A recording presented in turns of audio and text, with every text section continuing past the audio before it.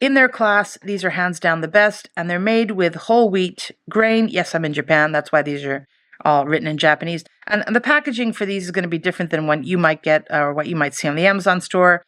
This is how it's done here. Individually packaged in Japan. And I'm not going to open these on, well, maybe I should, but I've already been through 2 packets today. They are so good. Honestly, these are the best in their class, you guys. In Japan, I've tried tons of other biscuits with chocolate covering, and you just can't beat the taste and the texture of these guys. They just float my boat. And in Japan, everything's always individually packaged. That's the way it's done here. It's a packing culture. I think when I had them as a kid, they were always stacked in a tube. I think they've changed the packaging in Western countries as well. But anyway, this is how it's done here.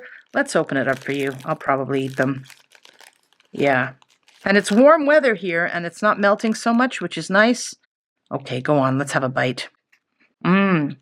Now, growing up, my grandmother always ate these. She's from England. But she wouldn't have them with the chocolate.